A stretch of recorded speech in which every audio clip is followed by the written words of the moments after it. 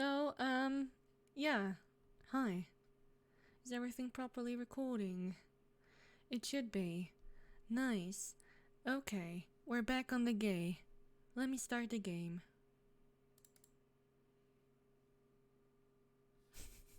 We're doing this again.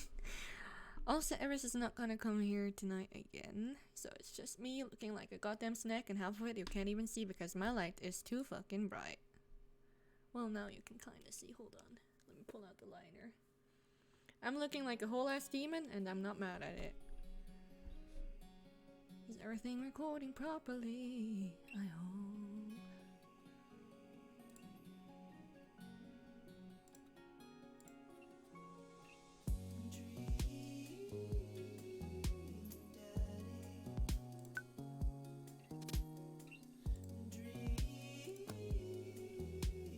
Actually, hold on.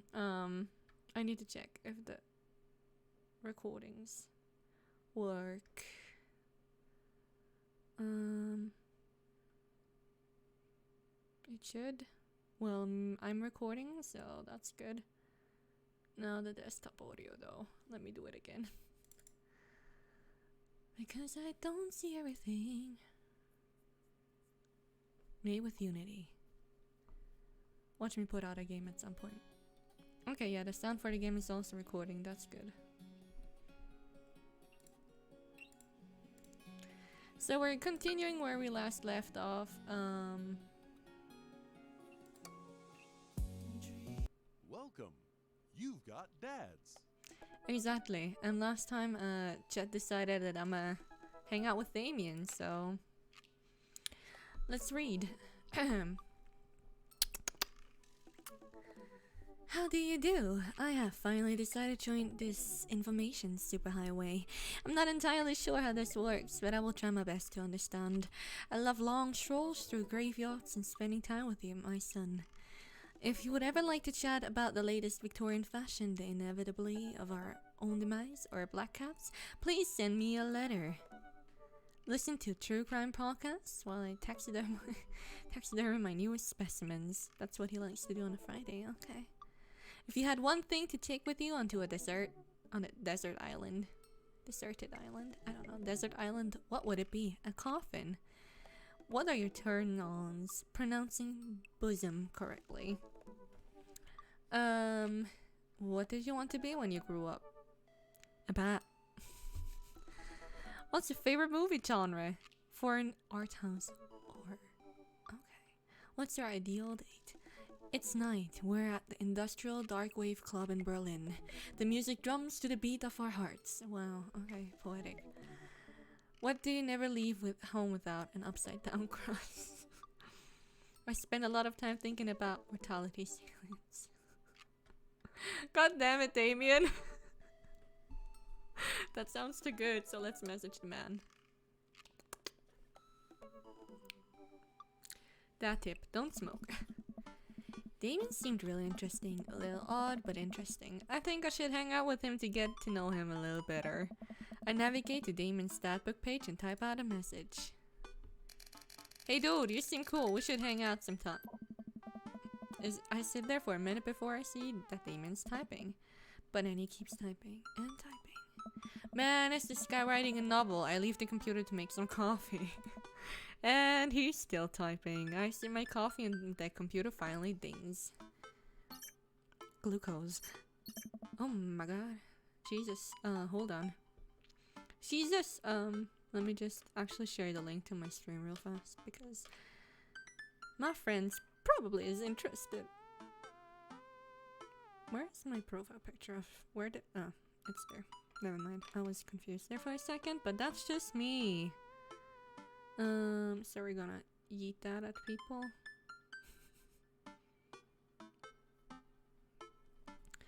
So he wrote me, Glucose, I must confess my excitement to be receiving your kind letter, for as you see, I do find myself available to enjoy your company. I must ask for your forgiveness, however, as I believe our first meeting did not paint me in the gentlemanly manner as I would have liked. Beautiful. I love how fucking plain white I look right now. Hold on, let me actually like turn off the light in the back again. I thought it might help if I didn't have it on, but never mind.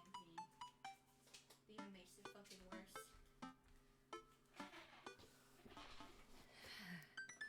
I mean, I dressed accordingly to this date. I mean, I look like a demon, so he probably enjoys that. So let's see. Oh, whoa, there's more. I would be highly flattered to enjoy your companionship at my residence for an afternoon tea and a stroll around my garden, should it please you. Till then, adieu. Yours humbled, the Blot March. I stare at the screen and reread the letter several more times. Hey, Amanda! Amanda pops out of her room, her eyes a little bit puffy, almost as if she'd been crying. Hey, are you alright? Oh, yeah, totally, I'm cool. I just found out that this succulent that I've been watering and singing to for the last 3 months was actually made out of plastic. Even the dirt was fake. Oh, honey. Are you sure that's all you're upset about? Are you sure that's all you're upset about? If there's, you know, anything going on, I just want you to know that I'm here for you and I'll always be here for you. Whether you need a shoulder to cry on or a strong dad to go kick someone's butt, I'm only a phone call away. Thanks, Dad. I appreciate that, but I'm fine, really. I'm unconvinced, but I'll stop badgering her about it. I'm sure she'll tell me when she's ready. Can you help me with something? Dad, for the last time, I'm not popping your back pimples. That's not what I wanted, but no, can you, interpret this for me? I turn the computer to Amanda and she squints at Damien's message. I just don't understand NetSpeak. Like, is this how you kids communicate with each other now? Oh, totally. This is the hot new thing. See that? Kids go over saying lol and LMAO and whatever and decided what they needed to do was bring it back to the 1800s. So, what do I do? Where's your pen and quill? What? Yeah. Did you forget to unpack the pen and quill, Dad? How will we ever address the nobleman in regards to your upcoming debutante ball? Okay, now I know you're messing with me, Father. Without a proper chaperone, you'll never end up with a suitor worthy of our land. Or our dowry. Or... So you read Pride and Prejudice for school one time and now you're reciting things you know about it back to me, aren't you? Like, the first 5 pages, then I read a review of the movie. Still got a B though. Great, so what do I say to Damien? I got this. Amanda reaches over me and types on the keyboard. Sure thing, dude. Regards, Glucose. Amanda hits send and smiles at me. Well, I suppose that's that. I make the short walk over to Damien's house. Well, I guess you can't really call it a house. It's more of a manor. The Gothic architecture looms above the other homes in the cul-de-sac. I walk past a couple of gargoyles guarding the front door and look around for the doorbell. There doesn't really seem to be one. I pull the large, ornately carved bat's head door knocker back, and a hollow sound echoes throughout the house as I strike it against the door. I wait several moments before the door slowly creaks open. It's a little creepy, but I enter the home and take a few steps into the foyer, nothing the oil portraits of who I assume are dead relatives hanging on the wall. Noting nothing. As I'm admiring them, the front door slams shut behind me. Hello? Silence. An oil lamp in the corner flickers dimly, casting ominous shadows against the wall. Why do I feel like all the people in these paintings are staring straight at me? Why is it cold in here? Where's Damien? And why is there fucking hay on the floor? German people will know what I just hinted at. But yes. I love how nobody's watching my goddamn stream. I've been streaming for 9 minutes, but yeah. Anyways. I'm just talking to myself, slowly going insane, but that's okay. Glucose, pleasure to have you in my house. I look up and see Damien standing at the top of a majestic staircase with a walking candle holder. What's with the door slamming shut? Oh, sorry, there was a draft. A door creaking open when I knocked. I accidentally left the door unlocked. And the creepy oil paintings? I like oil paintings. Right. Right. Please, let me show you around. Oh, okay. Sure, let's go. Damien leads me around this house, showcasing his parlor, sitting room, auxiliary sitting room, and the parlor again for some reason. How delightful. How delightful. Wow, his voice though. This is one of the older homes on the block, yes, but nowhere near as old as the architecture might suggest. Though extensive renovations, I have been able to craft a residence that is both historically accurate to Victorian period and equipped with the amenities of modern dwelling. We walk past the door covered in bumper stickers, caution tape, and a black parade poster. Dun, dun, dun, dun. Dun, dun, dun. Did you listen to My Chemical Romance in the Victorian era? That's my son's room. You know how the rebellious teenage years are. Onward, onward. There's more to see. We reach a door at the end of the hall that Damon opens with a flourish. And this is the library. Okay, I love this. I want to live there. Sunlight streams in from floor to ceiling. Arched windows. Arched windows. The walls are lined with packed reading. The walls are lined with packed bookshelves, and even more books are scattered over the period-appropriate furniture. Damien is clearly really proud of this room. Look at the window, look at the butterflies, pick up a book. Look at the butterflies. I walk up to the glass display of pink bugs on the wall. It's pretty impressive. Nice bugs. I pinned them all myself. Maybe I could show you how sometime. Who is texting me right now?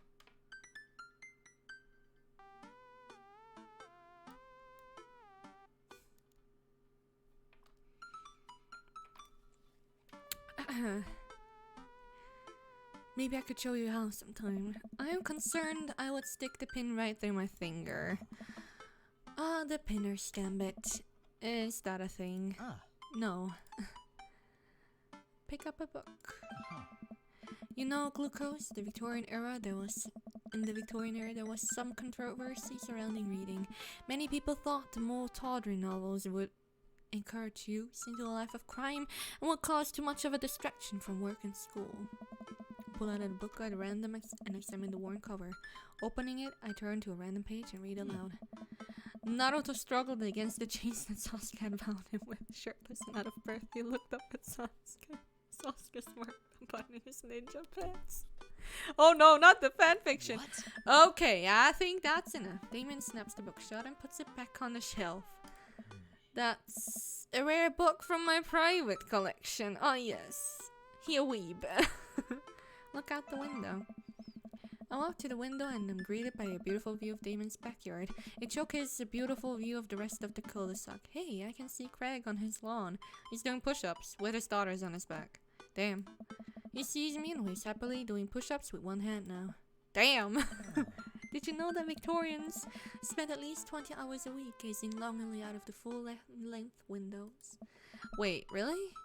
No, but Victorians did appreciate telling a good joke. Please, will you join me for tea? Sure, I love tea time. Because I'm British. We gotta love the stereotyping. I follow Damon to his sitting room where finger foods have been already set up for a beautiful... upon a beautiful tiered silver tray. Breathing is not my strength today. I take a seat on one of the high back chairs and Damon pours and serves me some tea. I can't believe we're having a high tea. I never thought I'd get to do this. Damon smiles to himself. What? Oh. It's a common misconception that high tea refers to the wealth or class of people enjoying it, when in fact high refers to both the latter time of the day that the working class had to enjoy tea and the height of the tables on which they were served. Oh. My dear friend, we're currently enjoying afternoon tea. That's informative. Damon takes the seat next to me and serves me a tiny sandwich. Your home is really impressive. Are there a lot of goths? Maple Bay. I like your cape. Your home is really impressive. Oh, he liked that apparently. Contenance. It seems like you really put a lot of work into this place. Thank you. No one's ever complimented my home. I mean, it's really pretty. I would love to live in this, actually. Like, I would love this so much. You have no idea. Hell, I can barely get matching salt and pepper shakers in my place, and look at what you've done. I'm kind of jealous. That's very generous of you to say. What got you so interested in goth stuff? Well, when I was a young boy, my father... Did he take you into the city? Sorry? Would you guys see a marching band? I'm afraid I don't understand. You're serious? Of course. But it's, you know, the song. Amanda made me listen to it. Seriously? I'd love to see a marching band. Nevertheless, I've always had a love for art, history, and fashion. What started off as a small hobby of collecting taxidermied animals grew into sort of an obsession. It's a privilege to be able to appreciate the lives and culture of those who came before us, I think. Why not go all the way? I like not dying when I catch a cold. He takes a sip of tea. I can acknowledge that there were many very terrible things about the Victorian era, and to try to live a life that strictly aligns with those ideals will be admittedly horrid. But I think it takes a critical mind to truly appreciate something to the fullest, to be connaissant of its flaws and love it all the same. Connaissant? Tell me, Glucose, do you have any hobbies? Oh man, I do, but I don't know if I care about anything the way you care about this stuff. Well, I'd love to hear about your interests. Hearing someone talk about the things they're passionate about is intriguing and, quite honestly, rather attractive. Oh. Please, do tell me about your hobbies. Quick, sound sophisticated. I learned how to... I mean... out of the stuff that is here, I actually really like crossword riddle thingies. Just exposing myself a bit. The red word fascinates me. We spend so much time using words, you know, and I think people would appreciate them more if they had to unjumble them. It's poetic, really. Oh, so you're a writer. In a sense. I mean, I am a writer in real life, but like, I do my own stuff. But anyways, enough about me. Oh. Come, I have one more thing to show you. Okay. Demon takes me around the back of his home where a variety of flowers flourish in a beautifully landscaped rose. I cannot read, as I said. A small stone path weaves through it and butterflies flit lazily through the air. My garden, that is a beautiful fucking garden. As I said, when do I move in? Damon, when do I move in? It's beautiful. Thank you. Victorians took flowers and floral arrangements very seriously. You see, it was considered uncouth words to discuss personal and romantic relationships in public, so lovers and friends alike would use bouquets to send secret messages to each other. Each flower and plant is symbolic of different feelings. Even more interesting is that one flower could mean different things depending on the other plants it was paired with. One had to be extremely careful, as even the style in which the ribbon was tied around the bouquet affected the message. That is actually so cool. I already knew this, but that is so cool. Yes, I love that. Damien leans down and plucks a gorgeous bright orange flower off a vine. Lilium bulbiferum, the orange lily. What do you think this one means? My loins are ablaze. Thou art the Titus. 3 cheers for sweet revenge. I don't know. Thou art the Titus. I don't know. Ooh, he liked that apparently. The orange lily is actually symbolic of pure hatred. Nice. Well, and that's precisely why floral arrangements are arrangement is so challenging. What's your favorite type of flower? Snapdragons are cute. I hate sunflowers because I'm allergic to them. Honeysuckle is also really pretty. But I would say snapdragons because they're cute. Exactly. And you can do that thing where you squeeze them so it looks like they're talking. What a lovely choice. I'll have to remember that when I put together a bouquet for you. Oh, he wants to give me flowers! He will put together a bouquet for me? Nobody's ever given me a bouquet before. I follow Damien down the footpath and admire more of his beautiful flowers. Suddenly, a phone rings. Oh, Glucose, will you excuse me? I must take this. That's an interesting ringtone choice. He pulls a cell phone out of his pocket. I'm a little surprised it's not a rotary phone. Go for it. Damien smiles and walks back to the house. I take a deep breath and enjoy the heavily perfumed air. What a lovely yard. This makes me wish I had put a little more effort into the garden Amanda and I tried to start one time. Our watermelons grew up the size of cherry tomatoes and then immediately died. Oh hey, a gargoyle. Oh no, I knocked over the gargoyle. No. That guard. Where's the guard? Oh, what the fuck? Okay, that's the head. Never mind. No. No. No. Hello? Hello? That don't work, apparently? That work? No? Hello?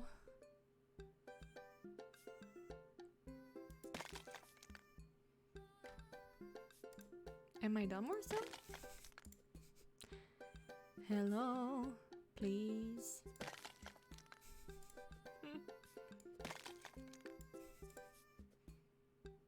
It's not like this. No.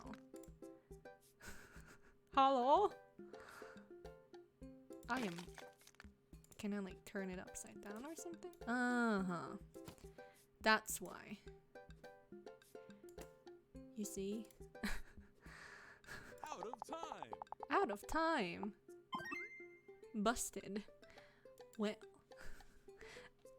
Nobody explains me shit, you know? Crap, crap, crap, I can't figure this out. Oh, here comes Damien. He looks upset. Hope it's not about the arc. My sincerest apologies to have kept you waiting. There is an urgent matter that I must attend to, so... Glucose, did you break my gargoyle? All I did was lean on it. I just had it installed last week. I know, no matter. I suppose it will give me a chance to work on my masonry skills. Now, if you'll excuse me, I'm afraid I must take my leave. That's no problem, dude. Everything alright? Damon wears the hem of his coat with his fingers and looks away. Everything's perfectly fine, but it's Lucien. What's wrong? He appears to have, well... His teacher needs me to come to school post-haste. Do you need help? Oh no, you don't have to. Let me come with you. Us that's gonna stick together. You're right. This is one of Lucian's more elaborate stunts. It will greatly treasure having another parent by my side. Let's go. Oh god. Yeah, that's what happens if you don't explain the fucking minigame to me, I suppose. Damon and I walk into the school and are immediately greeted by an anxious-looking Hugo. Hey, Damien, you're here in record time. I wouldn't miss it for the world, dear friend. Well, whatever it is, it doesn't seem like this is Hugo and Damien's first time to the "my kids are in trouble" rodeo. What is it this time? This, Damien, you have to see to believe. Damien and I fall into step behind Hugo, who leads us through the busy corridors of the school. We pass by several classes in session and vaguely wonder if Amanda's around. Hugo eventually ushers us into a small boiler room with a flight of rickety stairs leading down into darkness. Watch your step. I can hear faint voices drifting up from the basement and they don't sound happy. As I'm led into the depths of the school, I recall the antics I got into an angsty middle schooler. At least I had enough sense to stay out of creepy basements. Oh no. Oh, there they are. Oh no. We find another teacher in a boiler room tucked away in the back of the basement. With him are Lucian and Ernest, Hugo's son. Lucian has a bloody nose. Thanks for coming. I can make heads or tails of this. I look around the scene of the crime and I see a bunch of bricks and some masonry tools scattered around. What happened here? Ernest punched me. Lucian tried to kill me. Oh my. The room falls silent. I was not trying to kill you, dumbass. I was just trying to build a brick wall around you and see what would happen. You promised me there would be wine down here. You tricked me. Whoa. Wait a second. Lucian, did you try to cast cask of Amontillado, Ernest? I'm neither confirming nor denying that. I turn to Damien and I whisper to him. What's a cast of? It's a classic Edgar Allan Poe short story where the man gets his enemy drunk, lures him down to a cellar with a promise of wine of a fine vintage, and then burns him alive behind a brick wall. It's a lovely story. So wait, Lucian, you tried to do that to him? I was curious to see how it would turn out. I wasn't actually gonna leave him here. What was the thought process here? That Ernest was just going to sit still while you slowly built a tomb around him? Well, it worked for like 20 minutes because he's an idiot, but then you realized that I had lied about the wine. And you were cackling maniacally. That sort of tipped me off, you know? Ernest, 20 minutes. Dad. What? It took you 20 minutes. Son, we just did an entire 2 weeks unit on the cast of Amontillado, and it took you 20 minutes to realize Lucian was leading you into an elaborate ruse? Did you even read the story? I read the first 5 pages and then read a review of the movie. Whoa. It's only 5 pages long and there is no movie! Yeah, you're right. I paid Lucian to read it for me. Actually, he didn't even pay me, so when you think about it, this was me teaching him a lesson. Damien and Hugo both have their heads in their hands. You guys are always telling me to engage in the literature, and I did. I don't see a problem here. Alright, I'm filing this on the what the hell, don't do whatever that was. Again, you two are both suspended for a week. Ernest and Lucian high five. The teacher starts to stump up the stairs. Hugo, I'll cover your class. Take your son home. Mr. Bloodmarch, you too. Thank you for your mediation. We'll head up the stairs and out of school in tense silence. Lucian, Damon, and I all pile into my car and begin to drive home. Lucian immediately puts his hood up and stares out the window angrily. I'm not going to therapy again. Oh no. Oh god, here we go. I know, son. It's entirely up to you whether or not you want to go. But I care about you and I can see that you're struggling. So if you do decide that you would like to speak to a professional about your feelings, we can do that too. Huh. Maybe you can spend this week looking for a summer job. I know how much you want your own car. I can't believe Damien's keeping in school. I'm impressed. Fine. Thanks for not freaking out too hard. I love you, son. Aww. Lucian continues to stare out the window. Love you too. We spend the rest of the drive in relative silence. The moment we pull up in the driveway, Lucian hops out of the car, slams the door, and runs inside. Oh. I didn't expect to have that conversation in front of you. He and I have a lot we need to work out. It's alright. And all things considered, Lucian's prickling was pretty good. So there's our silver lining. There's that, yes. He's probably just going through a phase. I really admire how you handled that. That's that kind of thing. I'm just gonna compliment him on that because I probably would have not been that calm. But that's a reason why I'm not gonna have children. You were a lot more diplomatic with him than I would have been. I just want what's best for him, and I don't think yelling at him would do either of us a favor. It rarely does. You are a good dad. See you around soon. Oh, he liked that. Oh. It would be my honor and my pleasure. Damon bows with a flourish. Classy. Cute. I come home and find Amanda curled up on the couch with a blanket watching TV. I plop down next to her. Yo. What you watching? Tiny House Hunting Brothers Extreme Edition. Ugh, I hate this show. The couple on the screen bickers back and forth while standing in an extremely small house made out of recycled bottles. The Tiny House Hunting Brothers watch them with bemused expressions, both of their heads touching in the low ceiling. I told you I wanted a 2-bed, 2-bath, shabby chic cottage. This house doesn't even have a bathroom. But honey, the outhouse is only 20 yards away. It's not that bad. I am not pooping outside, Greg. Why don't they just get a regular sized house? I don't know. How'd the afternoon tea go? It got strange. We had to go to the school to pick up Lucian since he lured Ernest down to the cellar with the promise of a fine vintage and tried to break him into the wall, right? How did you know that? Has everyone read the story except for me? Lucian live streamed the entire thing. Oh no. This entire day is beyond me. But otherwise, it was a fun day. That Damien guy is a character, but he's really good company and a surprisingly diplomatic dad. I dig his style. You know what? Me too. Yay! That happened. Date complete.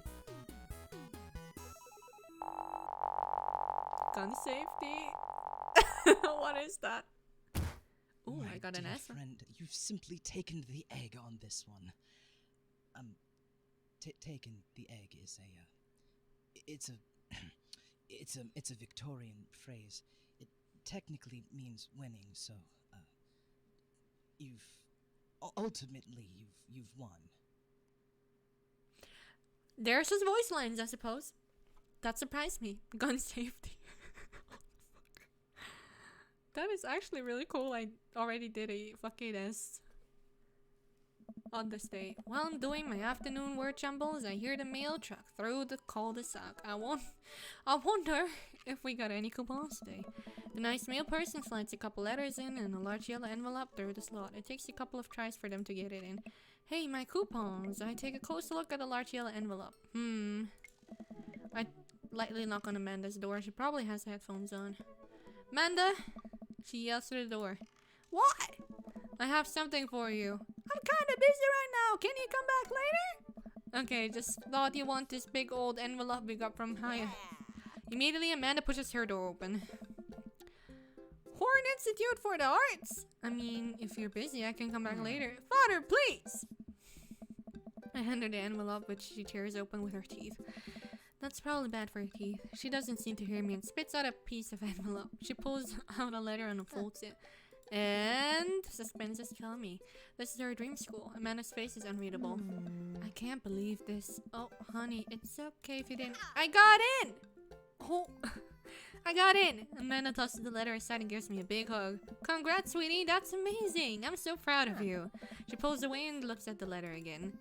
Oh my god, I really can't believe I got in. Well, of course you got in. You're a great student. You nailed that interview and your photography is incredible. Wait, Dad.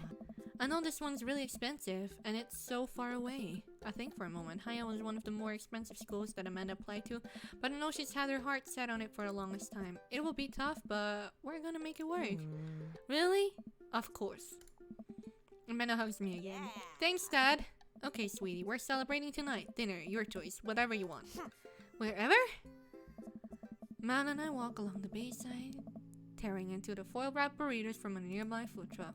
You could have chosen anywhere in Maple Bay. Cost was not a determining factor, please, Dad. You know I'm a simple gal. Just give me a burrito with a view. I can't say I'm mad. Amanda and I sat on the patch of grass and watched ships sail easily through the bay. And the dorms are right near a bunch of cafes, and there are all galleries nearby, and there's a discount if you bring your student ID in.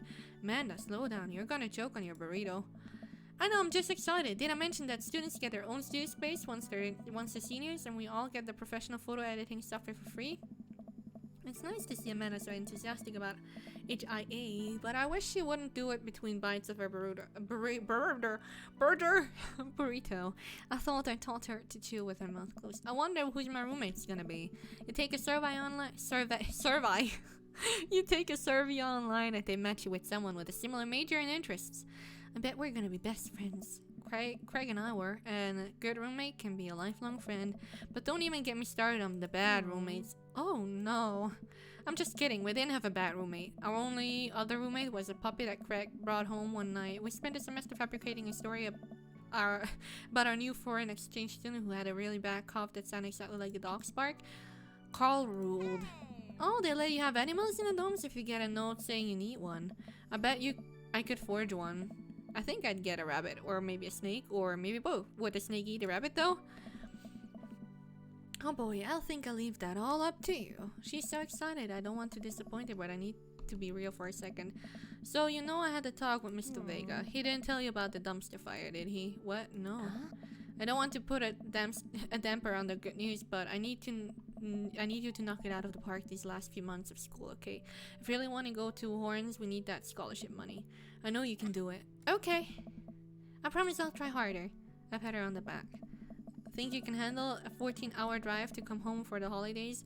There's gonna be some treacherous ice roads to cross. And don't even get me started on the paranormal occurrences.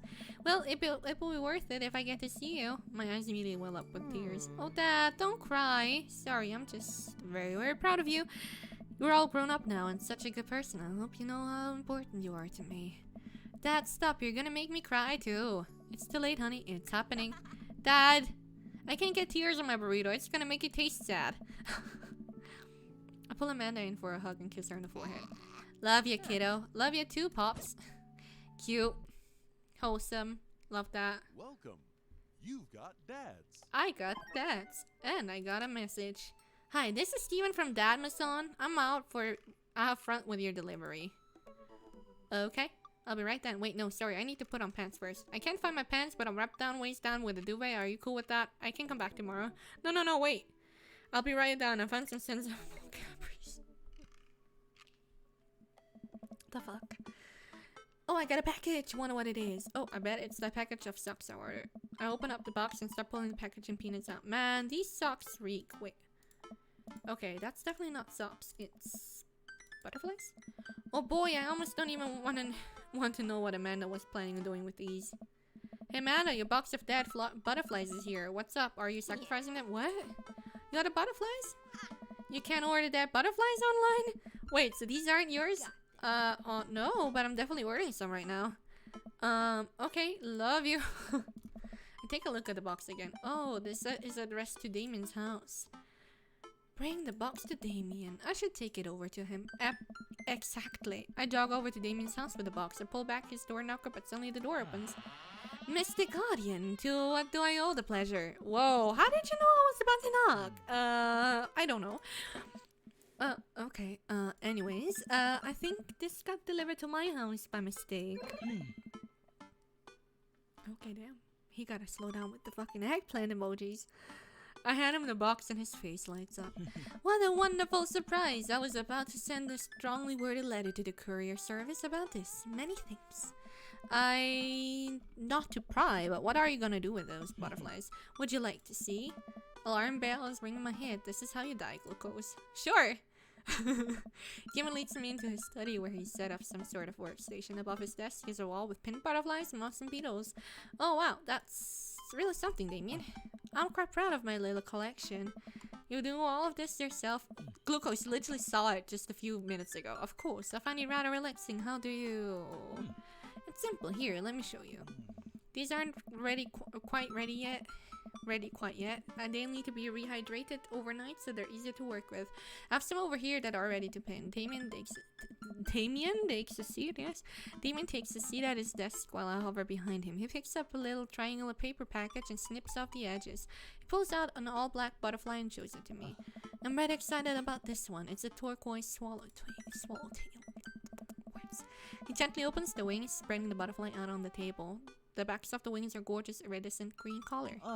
Oh, and the pigment on this one is nice too. Anyways, pinning a butterfly is actually very simple. It just requires a delicate touch. First, I'll put a pin through the thorax. Damien slides a pin through the middle of the butterfly and places the butterfly on a piece of styrofoam. He carefully arranges the antennae with forceps and begins placing paper and more pins on and around it. He does this effortlessly that it's almost hypnotic. I have a frame here that I think this one will look quite pretty in, but I'll need to let it sit for a couple of days until it's ready. And then what? I remove all of the pins and put it on display with the others. I take a closer look at Damien's collection. One with bright blue wings keeps drawing my eye. This one's so pretty. Damien takes it off the wall. Ah yes, that's a blue morpho, one of my favorites too. He hands the small frame to me. Here, I think this would look lovely in your home. Oh, I couldn't take this. I insist. Believe me, I have more than enough. Oh, I got a dead butterfly from him. That's so cute. If you ever have an interest in pinning some insects yourself, you know where to find me. I think I'll leave that up to you. I feel like I probably break them in half with my butterfingers. Nonsense, you have beautiful steady hands. You would make a fine taxidermist. Am I blushing? Damien walks me to the door and gives me a warm smell as I leave. Do take care of yourself, Glucose. Thanks for allowing me to share my odd little hobby with you. That was cute. Welcome. You've got dads. Welcome, you got dads. So,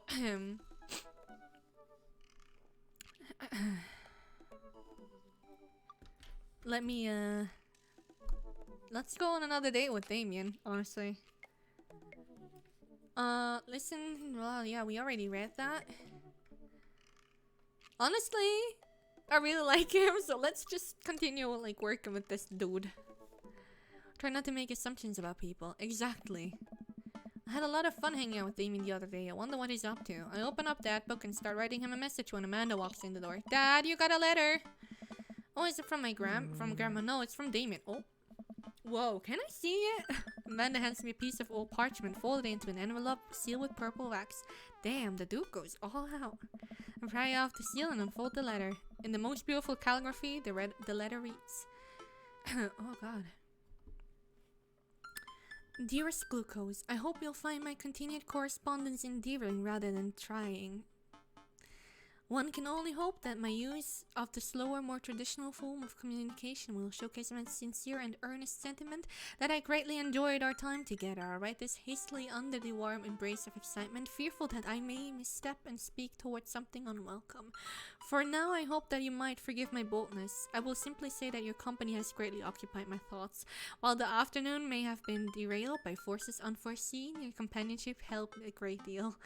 Not only in the discipline of my child, but in the morality of my spirit. And for that, I thank you. That's sad, Glucose. If you allow me, it would mean the world to me if I could enjoy more of your time. Perhaps a trip to the cinema followed by a moonlit stroll would be your taste. I eagerly await your response. With great respect, D. Bloodmarch. Amanda and I both look up from the letter. Wow. He's good. So, you're gonna catch a movie with him? Yeah, I better message him on that book and let him know. Amanda slaps my laptop shut. You have to write him back a real letter, but... my handwriting looks like two toddlers fighting over a crayon. Dad, you have to. He wrote you a letter. That's so cool. Will you help me? I need this. I need to class this up. Father, I was made for this. Here's what you do. Find tickets to a show that you two will like, then enclose them in the letter. Oh, that's classy. Man, and I hop onto my laptop and peruse showtimes. He doesn't seem like a romantic comedy kind of guy. Oh, here's one. Vampire Crusade 2. Evil never dies. I don't know, that sounds kind of stupid. Actually, it's a critically acclaimed exploration into the ennui of existence. It really turns the vampire trope on its head. Really? Nah, there's just a lot of blood on vampire titles. Well, let's roll the dice. I purchase the tickets and print them out, then sit down at the table with Amanda and try drafting a nice letter. I start writing. Damien.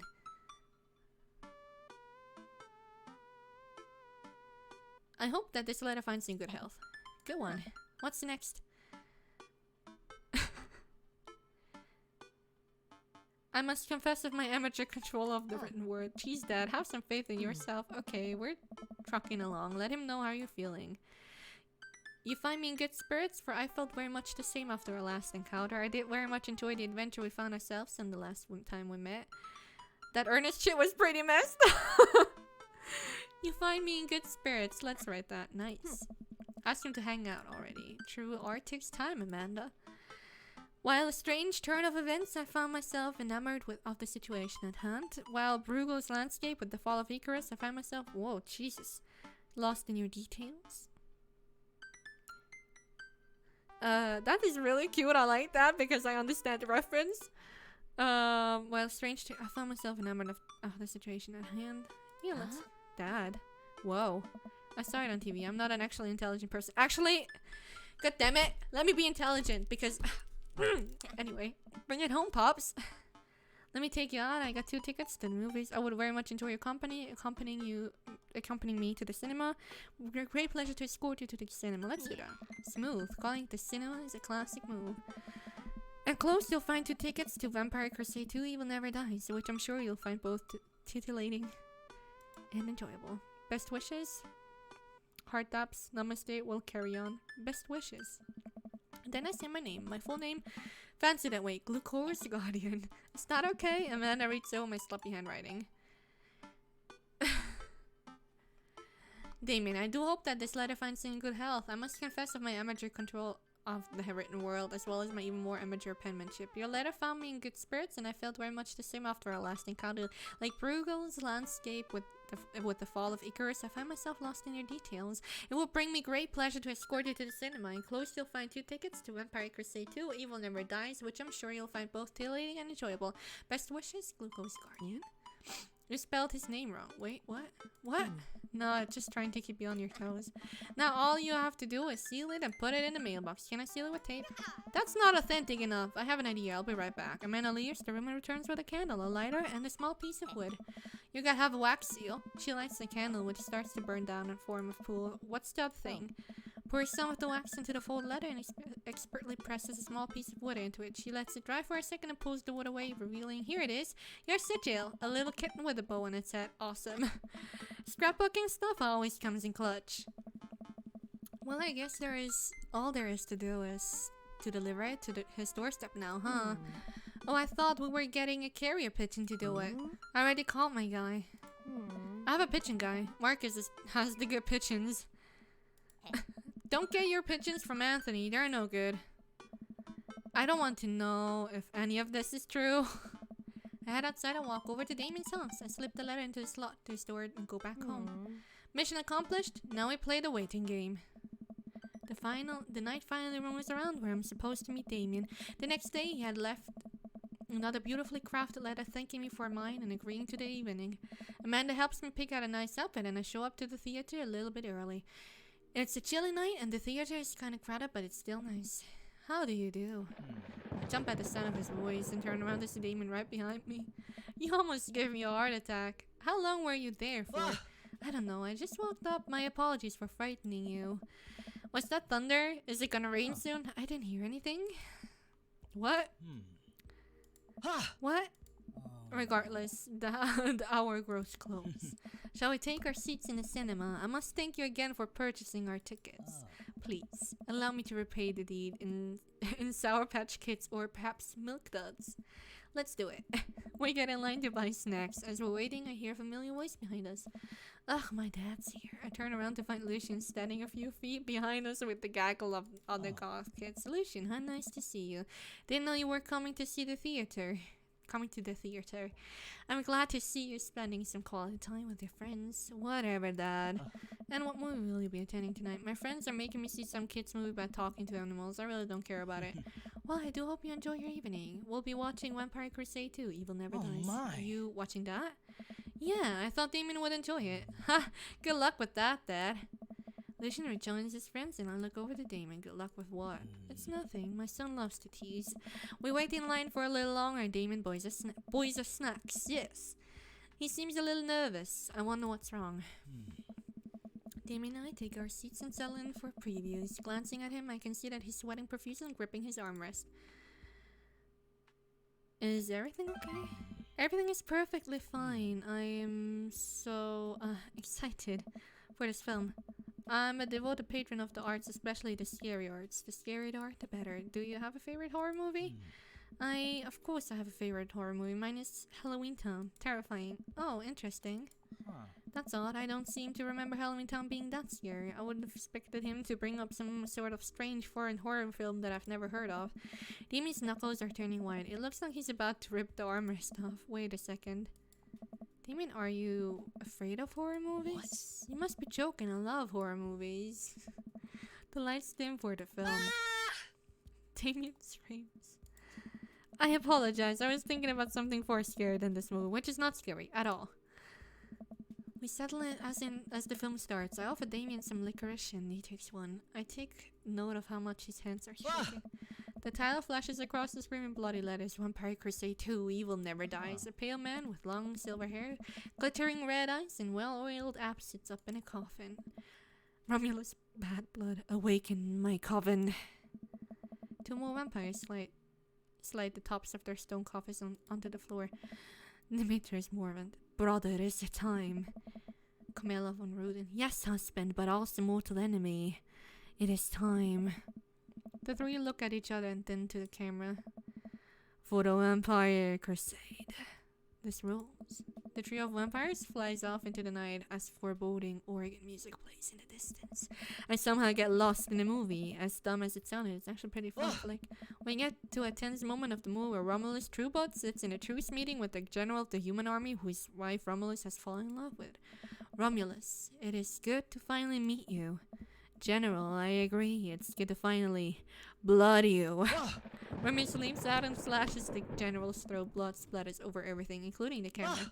Damien screams again, reflexively grasping my hand. I immediately blush, forgetting about any vampires or blood or vampiric blood. What? Oh, I'm terribly sorry. Damien retracts his hand and places it back in his lap. I was writing a novel in my head about blood magic and I got to an extremely scary section. Damien goes back to quietly stressing out over the movie. It's kind of cute that he won't admit that he's afraid of it. I wish he would hold my hand again. Maybe I could do something to try and make him feel more comfortable. I've got it. I'll do what all dads do best, talk during the movie. Tell a dad joke. Ask what's happening. Tell a dad joke. Where does a dog go when it loses its tail? My. Where? To the retail store. I yelled the last bit too loud for the crowded movie theater, but I can see a smile from Davian's face. Go on, Glucose. The rest of the movie goes by relatively smoothly, with only a few whimpers from Damien. Maybe he would have liked the romantic comedy better. We get to the final scene of the movie where Romulus Bad Blood and the general's wife embrace each other in his crypt. It appears that a true Vampire Crusade was the Vampire Crusade in our hearts. Our cold, unbeating hearts. Romulus and the general's wife begin making out. Hot. Oh my. The film fades to black and the end appears on the screen, but then it hard cuts to Demetrius and his rival lover Carmela, who watched two from afar. Oh no, twist ending. Our bloodline has been pure for 1,000 years. Romulus has betrayed us for loving a human woman. It will only be a short time before the next Vampire Crusade 3. Evil must die again. More thunder, more ominous organs. The movie fades out again, and the bloody question mark, and now accompanies the end. Demon and I walk out of the movie theater amidst the throngs of chattering moviegoers. He's a little more pale than I remember, but otherwise he survived the encounter. He even seems kind of invigorated. What an interesting film. Well, the premise immediately struck me as a pedestrian. I was intrigued by its harrowing love story and great attention to detail in regards to vampiric lore. Yeah, it was pretty good. A lot more vampire titties than I thought there would be, though. Come, the night is young. Let's take a stroll. Yes, stroll time. I need to moisturize my vocal cords. Damien is making a point of not telling me where he's taking me. Still, I'm enjoying the walk and the cool night air. Being alone here with Damien is a lot better than being in a crowded theater. Lovely night, isn't it? As lovely as the company, yes. Oh. He thinks I'm lovely. Damn, okay. Here comes the smooth response. Thanks. No problem. Crushed it. We both stand there feeling a little awkward. I'm sure one smooth operator. Are you getting a little hungry? We can maybe stop off and grab something to eat. Worry not, friend. I have a plan. We turn the corner and are greeted by the gates of a cemetery? What? Are we going in there? A little bit of Victorian flavor, Glucose. Trust me. Okay. I'm a bit nervous, but Damien hasn't let me wrong yet. I follow his lead. The music, though. As we walk into the cemetery, statues of angels stare down at us as we follow the path through the faded tombstones. As we crest a small hill, we get a beautiful view of the city. The night lights sparkle around us. I gotta hand it to him. For being in a cemetery, this is strangely romantic.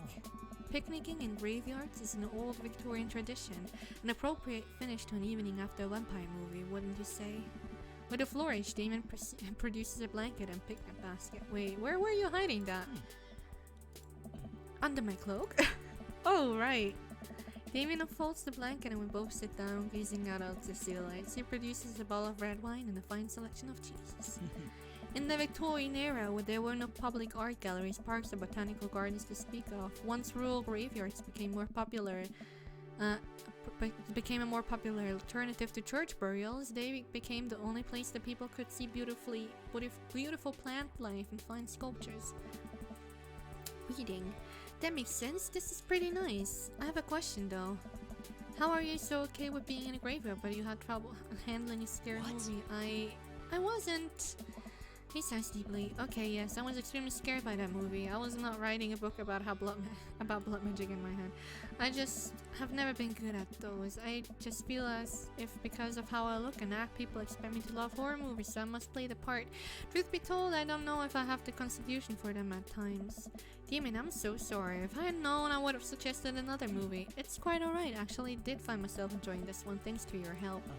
Graveyards, however, I think there's something rather beautiful about them. Cemeteries are traditionally built away from cities, away from the realm of the living, and it keeps us rather separate from it. To acknowledge death and become comfortable with it, I think gives us a certain intimate knowledge of ourselves. To sit amongst generations of those who came before us, to be truly alive in the midst of so much death brings me great comfort. That helps me appreciate life, to savor every second. We sit and enjoy our food and wine. I don't feel scared anymore. Never thought I'd be comfortable sitting alone in a graveyard at night, but I actually feel very peaceful. Suddenly it doesn't seem like we're alone. Off in the distance I see a shadowy figure in the trees. What is that? I'm not sure. I notice us. I'm paralyzed with fear as it begins lumbering slowly towards us. Its shape taking a more animal form, more feral. I look to Damien for help, but he's just as afraid and transfixed as I am. I want to scream, but it's stuck in my throat. The creature is getting close and moving faster. Boof. Oh.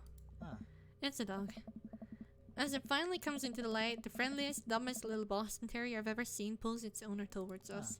The dog trots over to Damien and sniffs his hands. Damien looks ecstatic. He ruffles the dog's fur happily. What a beautiful dog! Hey! We both look up, not expecting to see... Thanks! Oh, it's Robert. Robert, what are you doing out here on this lovely evening? Hunting cryptids? What? What? I didn't know you had a dog. This isn't my dog. I found her wandering in the streets. I put a leash on her and now we're walking around this graveyard together. Hunting cryptids. Oh. Damien and I share a look. May I give her a treat? Sure, who won't give her cheese though? Not to worry. Damien reaches into the depths of his cloak and procures a small dog treat. What else is he keeping in there? The dog laps up the treat and crunches away, tail wagging furiously. Damien continues to smooth down her fur. Thanks. My absolute pleasure. Damien shakes the dog's paw. Lovely to meet you, my friend. May our paths cross again. Robert and his dog disappear into the darkness again. Damien stares after them. I didn't know you liked dogs. Victorians love dogs, actually. Most Victorian women of high fashion would always be accompanied by a small dog, such as a terrier or Maltese. I, think big dogs are nice, too. Yeah, man, dogs are cool. I do believe we've had enough excitement for one night. What say we make our way home? Damon hops to his feet and extends a hand to help me up. I gladly... Jesus Christ. I gladly take it as my knees aren't what they used to be. He packs up his picnic basket and leads us out of the graveyard. As we begin the walk home, I take one last look at the cemetery. It's real beautiful. Like a proper gentleman, Damon walks me to my doorstep. Thank you ever so kindly for your company tonight. Company. Damien, it was my pleasure. Glucose, if you'll allow me, will bring me great joy to offer you a token of my affection. Damien reaches into his cloak and pulls out a folded monogrammed handkerchief. He presses it into my hand. Wow, thank you, Damien. I'll use this to dry my tears for those I've lost. Oh damn, he liked that one! A noble purpose. Damien shuffles his feet. I just want to say that it's rare to find someone like you. Someone who's open to my eccentricities. It's nice to feel so accepted. Thank you. Damien gives my hand a quick squeeze. Damien blushes and hastily retracts his hand. I must take my leave. Good night. Before I can say anything else, he's gone. Huh. I unlock the door and step inside. Hey. Like a whirlwind, Amanda runs to the front door and plops down on the couch, trying to look nonchalant. Hey, Dad, what's up? Were you watching me from the window? No, I was just, Okay, yes. How was the movie? Lots of vampire titties. Yeah. Told you. But as it turns out, Damien is Amanda doesn't need to know that. I'll keep it between me and Damien. Scary cool. Yeah, he's so cool, it's scary. Nice save, Glucose. Did you know that graveyards used to be a place to throw parties? I think I'm misremembering that. Wow, that's pretty punk. Also, we saw a dog. Definitely, though, thought it was a werewolf for a minute, though. How can you be so sure it wasn't a werewolf? How can you be so sure I'm not a werewolf? And how can I be sure you're not a werewolf? Amanda's eyes narrow. I don't trust you, nor I you. Make intense, wary eye contact for a second. Anyway, I'm calling it for the night. Don't stay up too late, will ya? I'll try not to howl at the moon past midnight. Oh my god. Date complete.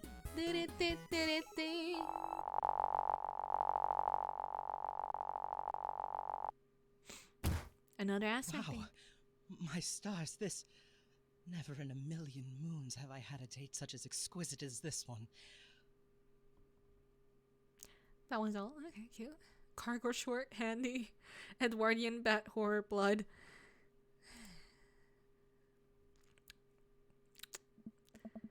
Well, it's been a long day. I'm just about ready to pack it in. After a few bites of ice cream from the freezer, I turn off all the lights and walk down the hall to my room. I wonder if Amanda's still awake. That kid needs some sleep. As I pass her room, I can hear a faint sound, but I can't quite make out what it is. I get a little closer. Is she... crying? I knock gently on the door. Hey, Amanda? The crying immediately stops. Not right now. Her voice sounds strange. She sniffles. I need to make sure she's okay. I open the door. In the dark, I can see Amanda's outline in the middle of her bed, knees hugged up against her body. Is everything okay? I don't want to talk about it. Leave her alone, I suppose. Alright, I'll leave you be. I back out of the room and close the door gently behind me. She immediately starts crying again. Yeah, sometimes you just need your kid alone. Like, you need to leave your kid alone sometimes when they don't want to talk about stuff and not pressure them into talking about it. Kids will, like, approach you if they trust you. Which I feel like she will once they're ready to talk about it, so... Well, I have no idea what has her so upset. She seemed totally normal. I feel awful just leaving her to cry, but I also get the feeling that if I tried to do anything else, it would only have made her more upset. I can't stop mentally cycling through all the sorts of awful things she could have been dealing with right now. More than anything, I just want her to be happy and safe. I have a hard time falling asleep, but when I finally do, I'm still thinking about Amanda. After a long night of very little sleep, I roll out of bed and make myself a pot of coffee. Amanda should be up for school soon. Maybe she'll be willing to talk about whatever's bothering her. About 10 minutes before she's supposed to leave, Amanda comes out of her room and makes a beeline for the freezer. Morning, Amanda. Morning. She drops a frozen waffle into the toaster and slams the freezer door. She won't look at me. Yikes.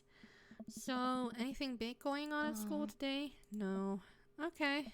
Do you need a ride to school? No. Want some coffee? Amanda pulls the toaster lever and takes her still freezer burned waffle out before it's finished cooking. I have to go. Amanda picks up her bag and storms out. Oh, okay. I haven't seen her act like this in a long time. It's usually short-lived, but it always hurts. Hopefully this blows over and things are back to normal soon. I sit back at the kitchen table and look at the picture of Amanda and I hanging on the wall. In it, I'm teaching her to ride a bike. Her face is a mixture of excitement and pure, unadulterated fear. I remember how determined she was. Every time she would fall off and scrape her knee, she would get up and try again. Finally, I had to stop her because she was bleeding everywhere. Then she started to cry because she didn't think she needed bandages and wanted to keep trying. As I put the bike away, she just stood in the middle of the street and screamed. Then I took her for ice cream and it was like nothing ever happened. After giving it a bit of thought, I decided that if I force her to talk about it, I'm only going to make things worse. But I have an idea. I start rummaging around for ingredients. I hear Amanda walk in the door. Instead of heading in for the kitchen like she usually does, she makes a beeline to her room. She's clearly trying to avoid me. Hey, Pumpkin? What? Can you come here for a sec? There's a moment of silence. Yeah? I wanted to say sorry about last night. I'm just worried about you, kiddo. I get scared when I know something's wrong, and I get even more scared when I feel like I can't do anything about it. So, just whatever it is, and you don't have to tell me if you don't want to, but whatever it is, just know you have a dad in your corner who wants you to be happy. Honey, you know I'm bad with words, so I was hoping I could speak a language we both understand. I pull a cake out of the refrigerator and place it on a table. Hopefully the frosting has set by now. Ta-da! Dad. It took me a really long time because I ran out of red frosting somewhere around sad and had to start over, and sorry you're sad, but I support you 100%. This is beautiful. It's strawberry. Amanda gives me a big ol' hug. I grab some plates and forks and serve us some delicious cake. So, it's really stupid. What is it? This whole thing. I know I've been really weird lately and there's just... I don't even know how to explain. I feel like I might have to make you a chart. I'm listening. Do you want me to take notes? I guess I should start from the top. So, you know how Emma R is going to that fancy art school in California, right? Emma R... The other one? I guess you're not technically wrong. It's good to have fallbacks like that one. Anyways, ever since she got that acceptance letter, I've been feeling like she's drifting away, you know. And she's been spending a lot more time with Grace and Emma P, and I just thought it was all in my head for a while, but then I found out from Rosie M that both of the Emmas, Grace and Noah, all went to at a party at Mackenzie F's on the same night, and all told me they were busy studying for a Calc AB final. Yikes. So, another important piece of information is, God, this is embarrassing. I, have a crush on Noah, and, that's the thing. What? Noah? Whoa. I had no idea. I definitely didn't know that. Okay. You're a bad liar. So are you.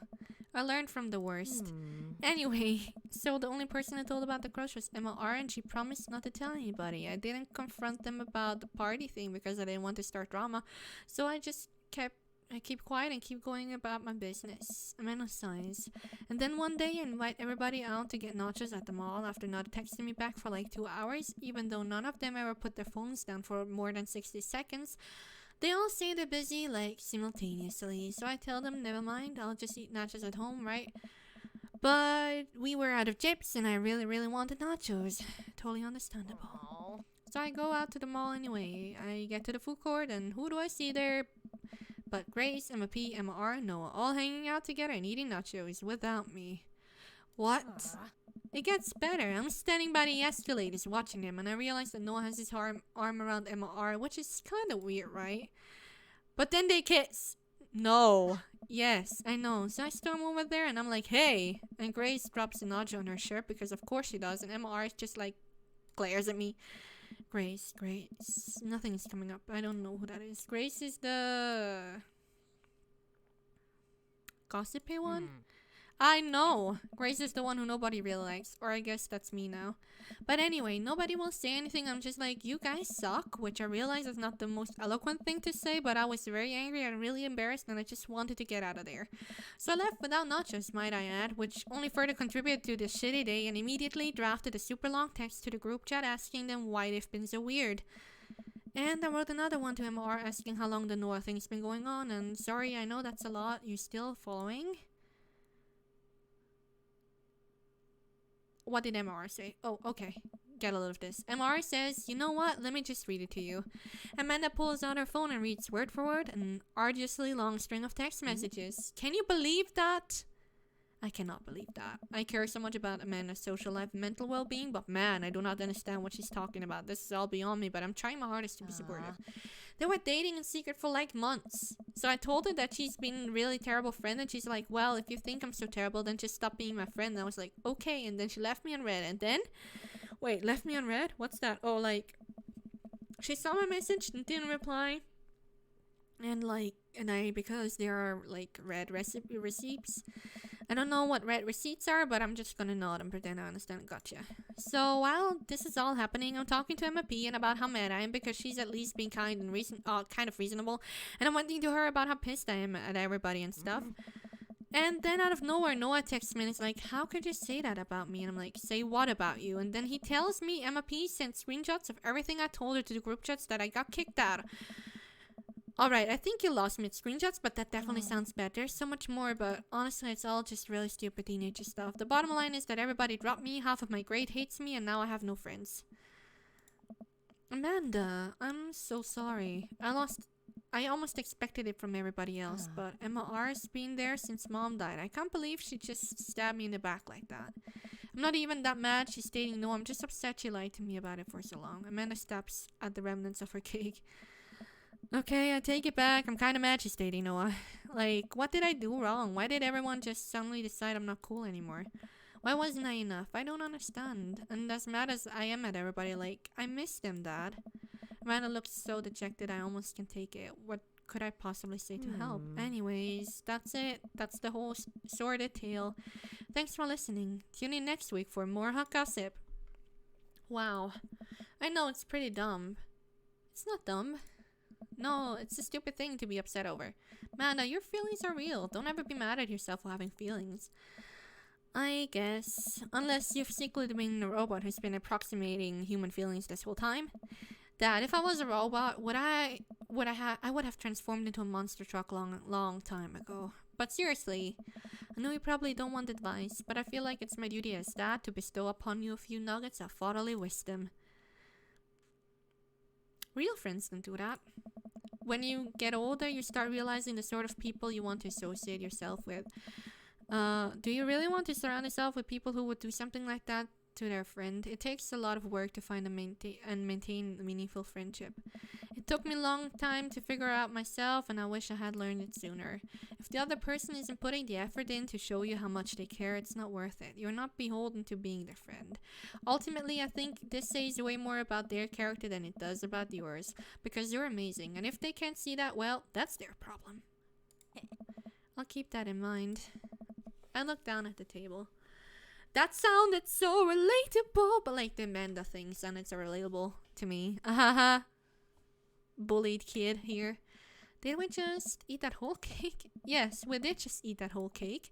Well, good talk. Amanda gets up to go to her room. Before she closes the door, she turns around. Hey, Pops. Yes? Thank you. You are always welcome. Love you, I Manda. love you too, Dad. Love you too, Dad.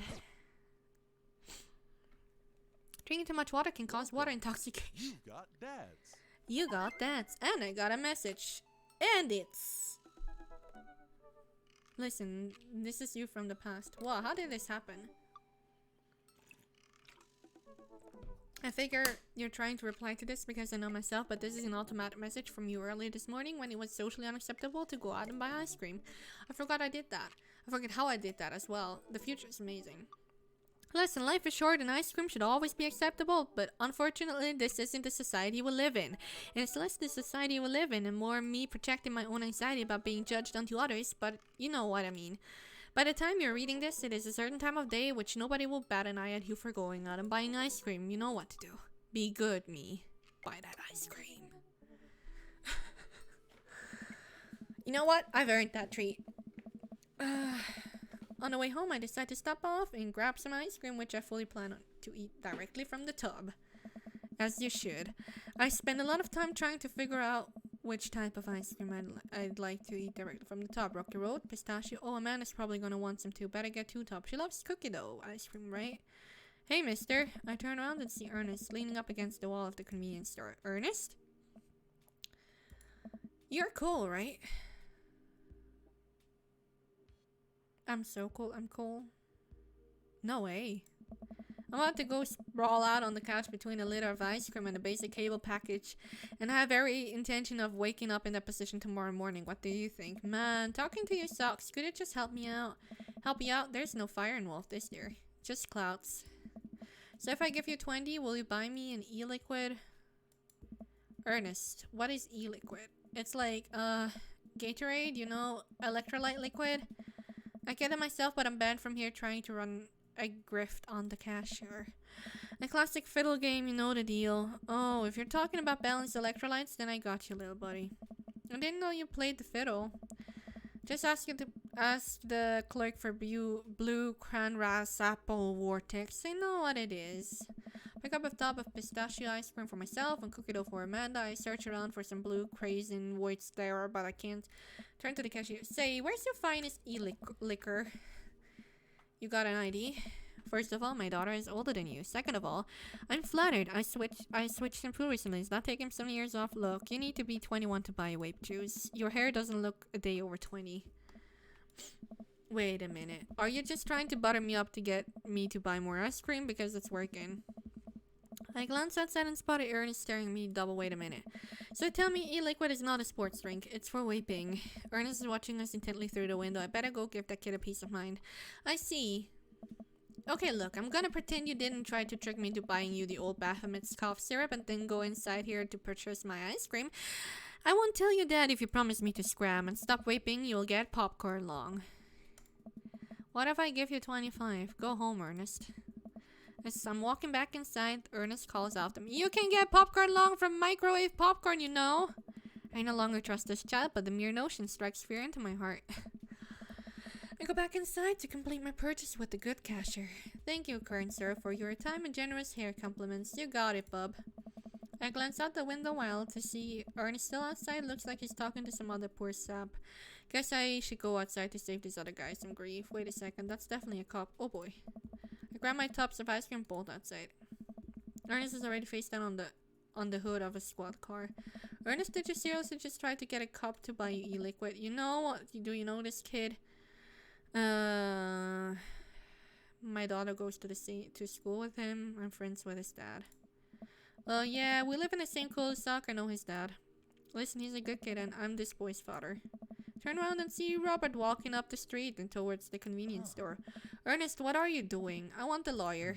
First of all, good first instinct. Remember that you're not required to answer any questions from a police officer without a lawyer present. You're this boy's father? Yes, sir. Ernest likes to lash out at me like this ever since the accident. Oh, I don't like talking about it.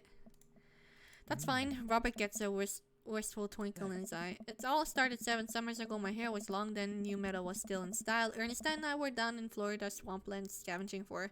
Sir, I can leave you to take it from here. Sounds good, thanks, officer. Ernest, come along now. You'll be cleaning grout from the rain gutter for a week thanks to this transcription. The police officer gets in his car and drives off. I'm stunned by how cool Robert was just there. Thanks, I wanna say Richard? Ouch. Don't mention it, Hemingway. Got in trouble plenty of times in my life. Just trying to do my own good deed for the day. Will you buy me e-liquid if I give you $20? Child, I will end you. Hey, Glucose, will you walk Ernest home with me? Sure.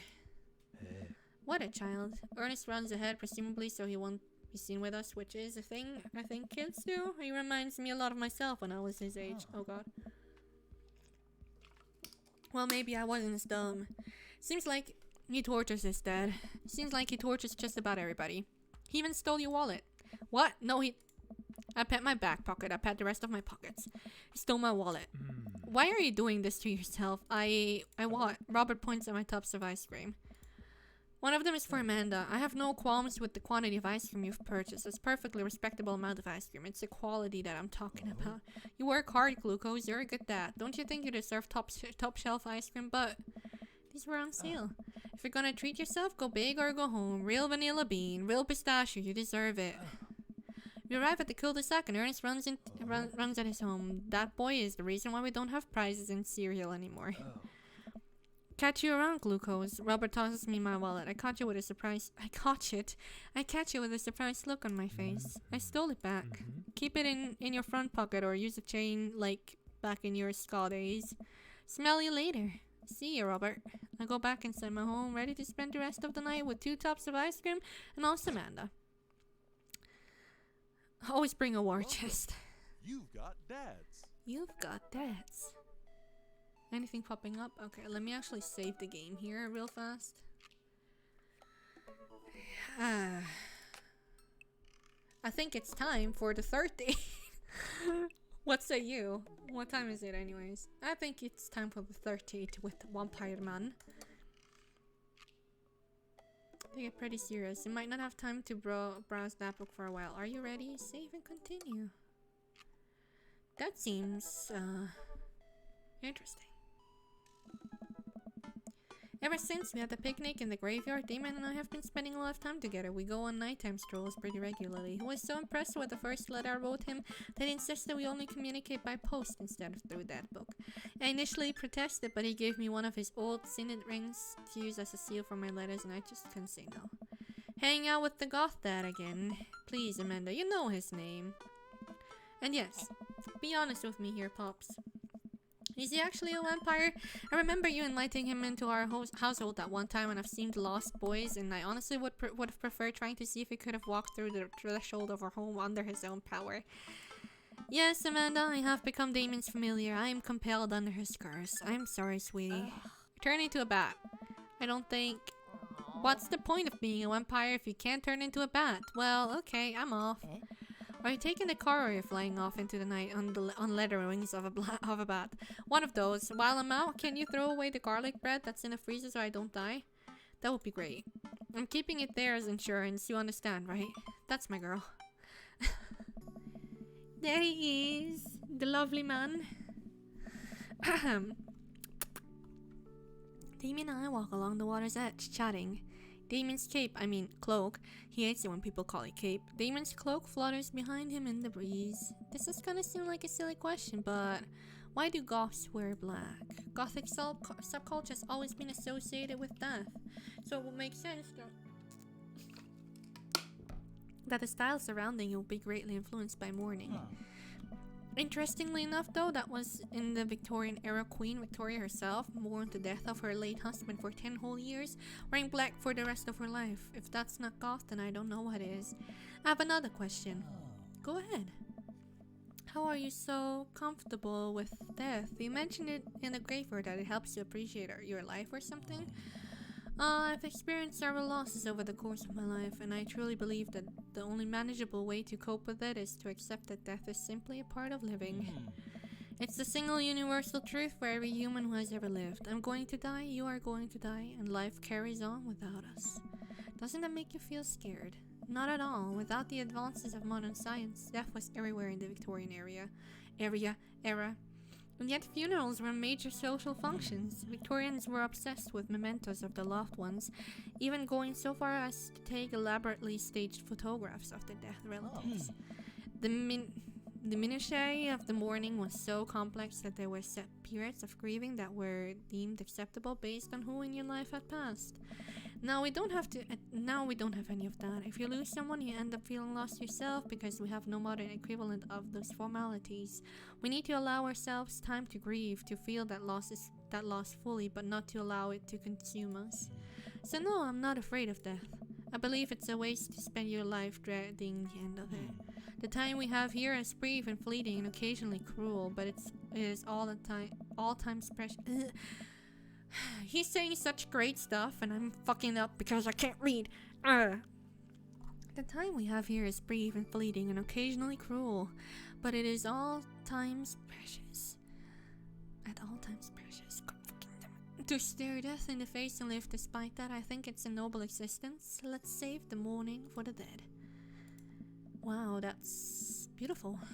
I can see the moonlight in the bay glint off of Damien's eyes. He smiles. We turn to the harbor and watch the ships pass, breathing in the salty sea air. I look to Damien again and can't help but be entranced by his charm, his mystery. I find everything about him so fascinating. I lean in closer to Damien, closing my eyes as I do. I am so sorry. I have to take this. Not again! Fucking phone calls. Damien steps away from me to answer his phone. Oh no, I hope it's not Lucian again. After speaking in hushed tones for a few moments, Damien returns to me. Everything okay? There's an emergency, Lucian. No, thankfully, but I must take my leave. Oh, okay. Is there anything I can do to help? Dads do have to stick together, right? You know it. Then come, there isn't time to waste. What's going on? After a short drive in silence, we arrive at the rundown building on the outskirts of town. Where are we? It's better if I just show you. Oh my god.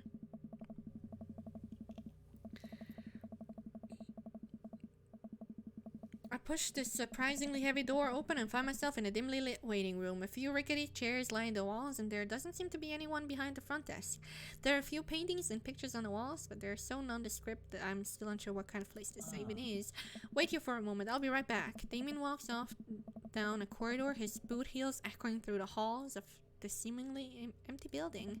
Distant howls echo from someplace I can't see, and there's faint scratching sounds like claws and tail. I cautiously peek down the hall and find a stall after stall of scared-looking dogs. A few of them notice me and skitter up to the chain-link fence, sticking their noses through to sniff at the air. What have I gotten myself into? Suddenly the light shut off. I panic, unsure where I am or how I can get out. I stumble through the darkness, my breathing getting heavier and heavier. Damien? The lights finally turn back on. Hey, sailor. Mary, what are you doing here? You aren't here for the fight club? I, don't want to get punched in the face? Great, because this is an animal shelter. What? We take care of stray animals, and then people adopt the stray animals. Didn't you see the pets when you walked in? Oh, sorry, I didn't really expect to see you volunteering at an animal shelter, Satan. Wow. Okay, kid, way to put me in a box. Dames, you hear this, baloney? Baloney. Just one moment. Thunder cracks and door bursts open, appearing from the shadows I see Damien. Oh my god! Sorry. Wow. The ponytail though. Hey, it's Damien. He looks completely different. No cloak, no Victorian era clothing, no makeup. I wasn't planning to share this side of me until much later, but I'm not as scout as you think. I'm a systems administrator for the IT department of a reality company. I wear tennis shoes to work and I listen to Bruce Springsteen. I enjoy going to the hardware store and looking at storage solutions, and I volunteer at this animal shelter in my spare time. I'm boring. I'm fascinated with Victorian history and the goth lifestyle. That much is true. It's just not all that I am, and I need you to know that. Oh, I hate to kill the moment here, but there's some pressing business that needs attending to. Oh, right. It's Duchess Cordelia. Again? Who's Duchess Cordelia? She's one of the pups. Gets out all of the time. She somehow learned how to open doors and now she's unstoppable. When did she get out? This morning. I went to sing sea shanties to the cats, and when I came back, she already had bolted. I have to stay here with the pets, so I need you two to go and find her. Of course. Where could she be? She always ends up running off to the same places. Here, let me draw you a map. Mary starts scribbling on the back of the pet adoption form. She's very smart, ruthless even. You need to stay on your toes and get her back by sundown, or else she turns into a werewolf and starts eating people. What? You're a perfect little peach, Glucose. We just don't want her to be stuck outside when it's cold. Oh. I'll grab some treats and we can hit the road. Damon and I look over the map Mary created for us. Wow.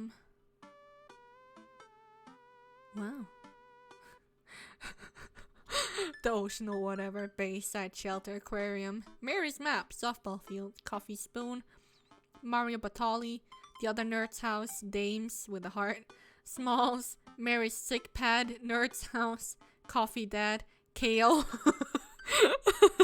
So that's Craig's house. That's the coffee shop owner. Matt. That's one nerd. I don't know whose nerd that is, but yes, that's. I think that's Brian, perchance. Mary. Smalls. I don't know. Mario Batali. Damien. The other nerd's house, perchance mine. I don't know. So she likes to hang out down here. I love how she just fucked up the directions and just went shit. Great. At least you're not the other nerd's house. Looks like you're moving up in the pecking order. Congrats, kiddo. Where should we head first? Coffee spoon, perchance? Tim and I exit the parking lot and start driving towards town. I look over to him, he seemed concerned. Shouldn't be too hard to find the Duchess, right? She's a pretty big pup. Mary wasn't kidding when she said the dog was smart. One time she correctly guessed the winner of the Kentucky Derby. It was a really great year for Bark Bark Bark. I don't know. What do you think our odds are? Gotta stay positive. My dad once told me, Glucose, you can't shove raisins up your nose, and that hurt my feelings. I felt discouraged, but I kept a positive attitude, and you know what? I made it happen. Ew. It might have landed me in the ER and forced me to have 10 golden raisins removed from my nasal cavity, but on that day I learned that anything is possible if you have a good attitude and abnormally large nostrils. Young children really are resilient, I suppose. Yes, young children. I was 16.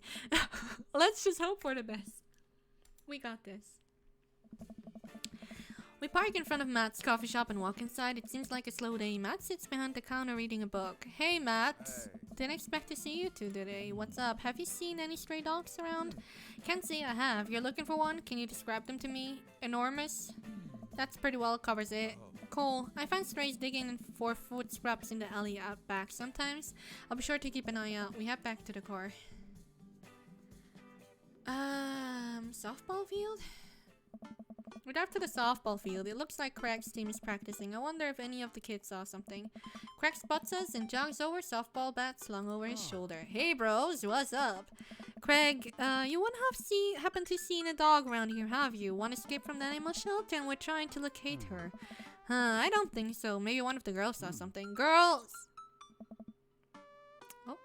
Hi, Amanda's dad. Hi, Lucian's dad. We have names. Girls, have you seen any dogs around? There was a big dog here just a few minutes ago. I don't think she had an owner, but I really wanted to play. We tried to play fetch with her, but she just took the softball and ran. I think she ate it, actually. She was a lot of dog. Nice. Here, take another softball. Might come in handy later. Oh. Many thanks, Craig. So, aquarium, perchance? Damon and I stopped by the aquarium. Everything looks in order here, but it might help to get out of the car and take a look. You see anything? No dog here, not even any sign of her. Did you know that penguins are considered the ghosts of the sea? Damon, I want to believe you so badly. Well then, cul-de-sac? We drive through the cul-de-sac and everything seems pretty normal. It looks like Brian's doing some yard work. Pull into Brian's driveway and hop out. Hey, don't step on the grass. I just mowed. Have you seen any unusual activity in the area today, aside from your underwater lawn? Oh, here we go. How dare you? I take my lawn care very seriously. Glucose, please. You haven't seen a dog running through here, have you?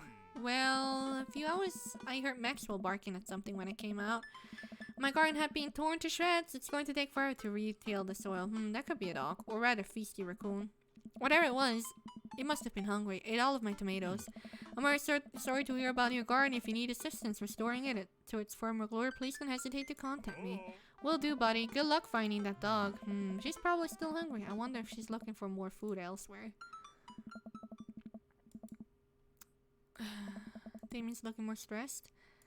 What kind of dog does a knock knock? How many ghosts does it? Knock knock. Who's there? Death cult. Death cult? Who? Death cultivate a more chipper attitude, friend. We gotta find that dog. A slight smile cracks in Damien's lips. That's better. I keep reading Damien directions from the map as we drive around town. Okay, so now maybe Bayside? We arrived back at the Bayside. Just like old times, eh? I remember as if it was yesterday. I mean, earlier today. So what do you think? Is sight of the boat? None yet. Although, who knows if she made it onto any of the ships. The Duchess would do that. I wouldn't put it past her to know how to navigate in rough seas without a compass. Very smart. Pops? Damien and I turned to see my daughter. Amanda, what are you doing here? Did you think I just stayed inside all day, vegging out on the couch and watching TV? Oh, sorry, what are you doing? Yeah. I'm heading home to go veg out on the couch and watch TV. Had to get a burrito first. Young miss, have you seen a dog around here? Oh, you bet. I saw a Pomeranian with a bow around its neck. I saw a big old Doberman named Henry. There was a stroller full of Yorkies and a Greyhound and a Golden Retriever. Did you see a Mastiff anywhere? No dice. I would definitely have remembered that. I gotta run though. This burrito has about 10 minutes before the cheese breaks down. The molecular structure of the tortilla makes it all soggy. You understand? I do? Oh. Of course. Have a lovely evening, Miss Guardian. Well, shit.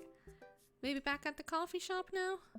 We head back inside the coffee spoon. Hey, Matt. Guys, I think I may have seen that dog you were looking for. What? You did? A brown mastiff? Size of a house? Yeah, I saw it digging through the trash in the back. It ran away when I tried to get closer, though. Did you see what direction it ran in? Matt thinks for a second. Might have been running east, I think. That pup tore through the 3 pans of grateful banana bread. Wanna take some for the road just in case? Sure thing. Matt packages up a slice. Thanks for the slice. The road slice. This grateful banana bread is gonna be so good. I think he meant to give it to you for the dog. Right, I mean, it's gonna be so good for the dog to eat. Mess. I feel like we're on the right track. You think? If we keep this up, we'll find the Duchess in no time. Hey, if you like dogs so much, why don't you have any? Lucian is severely allergic. I wouldn't put him through that. But there are still dogs in my life, so for that I'm grateful. Look at him. There is about to be one more dog in your life, buddy. Splendid attitude. Let's not waste any more time, verily. So, east. From the coffee spoons. A cul-de-sac? Perchance? We arrived at cul-de-sac to find everything looking normal, except, Hugo's front door is wide open. She can open doors. This is a classic Duchess Cordelia. Telltale sign. Wish to approach with caution. Whatever goes down in there, I've got your back. We creep up the porch and step inside. There she is! There, sitting in the center of Hugo's living room like she owns the damn place. It's one of the biggest dogs I've ever seen. Boof. Well, she hasn't broken anything in here yet. Wonderful. Now all we have to do is get this leash on her before she tries to escape again. Easy peasy. Duchess, come here. Duchess eyes Damien wisely. As he approaches, she begins to growl. She's on her guard. We'll need another plan. I reach into... Oh my god, I like that. I reach into my pocket and pull out the slice of grateful banana bread Matt gave me. Duchess sniffs the air and hones in on the bread. Come here, girl. Nice and easy. I've got you some yummy homemade vegan and possibly gluten-free banana bread, if that's what you're into. The Duchess cautiously approaches me and gives the bread a good sniff before gently taking it from my hand and dropping it on the ground like dogs always do for some reason. She curls up and starts munching on the bread. Success! Damien walks up behind the Duchess and attaches the leash to her collar. She immediately notices and starts whining. It's time to go home now, Duchess. Damien gives a tug on the leash. She won't move. Duchess, what happened to our rapport? You and I used to be bosom buddies. She still doesn't move. She's huge. There's no way we could even try to lift her. Well, this is a weird situation to be in. I think we're literally trespassing in on a friend's house with this large dog. What are you nerds doing? Ernest stands in the door with a plate of pizza rolls. What flavor pizza rolls are those? Pepperoni blast? Nice. The Duchess notices Ernest and starts pulling against the leash. Why is this dog in my house? It's a long... The Duchess suddenly breaks free from Damien's grip and hurls towards Ernest. Ah! Ernest and the Duchess fall on the ground. Pizza rolls fly everywhere. This is bad. Ernest, are you okay? Ernest feeds the Duchess a pizza roll. Hey, she likes pizza rolls. Ernest sits up and the dog keeps licking his face. Oh, hey. Hugo stands in the door, looking like he's at a loss for words. Whoa. Why are you guys? Whose dog is this? It's a long story, but it involves a large dog who knows how to open doors. Boof. Hugo, may I present to you Duchess Cordelia? I don't know. How do you do? Borf. We're friends. The Duchess licks Ernest's face. She's from the local animal shelter she got out, and we've been chasing her all around town. Your house was her final stop. Dad, can we keep her? Ernest, I don't know if we're set up to take care of a... What? Wait, did you just call me Dad? Come on, please, look how cute she is. Hugo sighs. Oh. We have been talking about adopting a dog for a while, but you have to promise me you'll take care of her. Yeah, I'll give her all the pizza rolls and her little heart desires. I suddenly remember what's on the back of the map and pull a pen out and got the forms ready for you if you're interested. I'll even waive the adoption fee since, you know, we technically broke into your household. Well, alright, it's a deal. Hugo steps into the porch with us and signs the form while Ernest plays with Duchess inside. He sure seems to be happy with his new friend. Oh. I know, he called me Dad. Can you believe it? Damien places a hand on Hugo's shoulder. I certainly can. I think this will be a really good for Ernest. It should teach him some responsibility. You should probably look into getting a better locks on your doors, though. The Duchess is a wily one, but do right by her and she'll love you too forever. Thank you. Well, that was cute. I need to lubricate my vocal cords again because I've been reading shit for a whole while. And long story short, the Duchess now lives a happy home and neither of us were charged for breaking in and entering. So all in all, I think it was a fine day's work. Nice work, you two. Glucose, you could be a valuable asset for our team or volunteers, you know. If you ever feel like petting some puppies, hit me up. Mary, I always feel like petting puppies. Good to know. Well, I'll catch you two fellas later. Mary starts to leave. And one last thing. Damien's been telling me about you. Glad he finally brought you around. Oh, yeah. Damien's my special boy. I love him. We go way back and I got a vested interest in his health, success, and well-being. If you ever hurt him, Mary, you can fill in the blanks. I go, yes, ma'am. Fucking Satan. Mary leaves me alone with Damien. I need to put on my heater because I am freezing.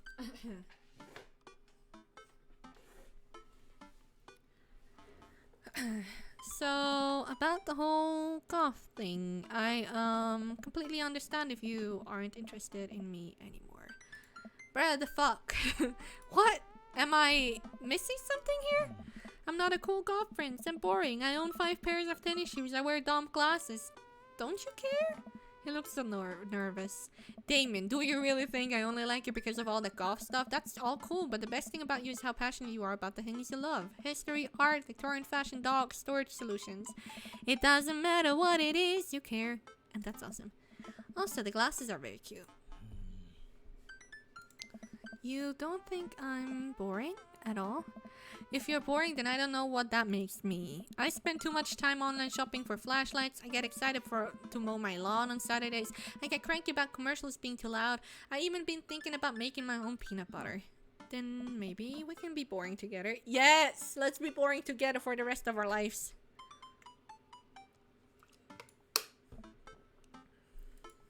It would never be boring if it was with you.